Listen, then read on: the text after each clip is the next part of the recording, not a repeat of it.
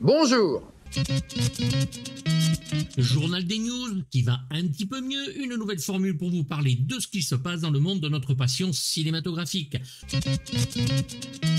Vous l'avez tous vu, Abyss ressort au cinéma en 4K le 6 décembre en espérant que ça sorte en France et que le Blu-ray arrive vite derrière.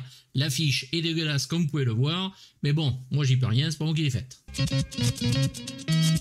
Daredevil Born Again, une série quand même attendue, serait repartie complètement de zéro, c'est-à-dire qu'ils ne vont même pas garder ce qui a été tourné comme c'était prévu au départ, et vont se servir des séries Netflix comme approche, ainsi que des comics. Je sais déjà ce que vous direz, mais j'espère quand même. L'annulation du film live animé Coyote vs Acme que produisait la Warner s'est pris un gros tas de merde sur les réseaux sociaux.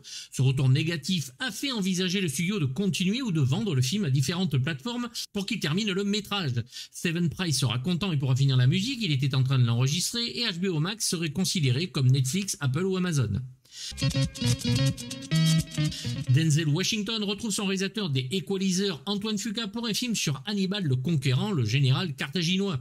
John Logan est au scénar, qui a écrit notamment Gladiator. Netflix produirait la chose. Rétro-pédalage aussi sur les Simpsons, et oui, Homer va continuer à étrangler Bart, comme quoi nos voix comptent. Spy House serait en projet chez Universal avec Keanu Reeves, Seth Rogen, Charlize Theron et parlerait d'espions et de bastons. Excité ?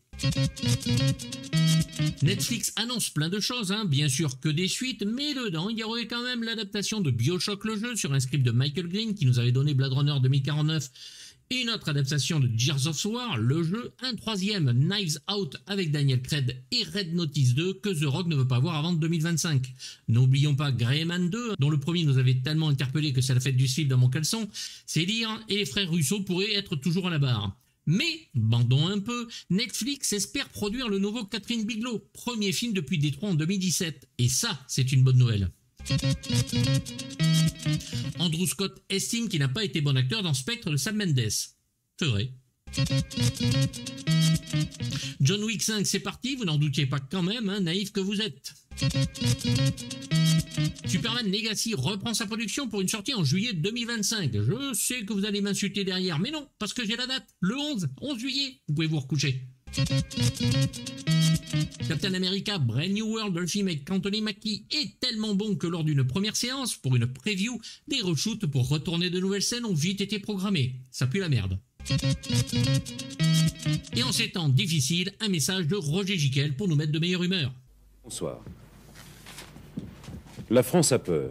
Ah bah bien joué Roger, qui est con celui-là.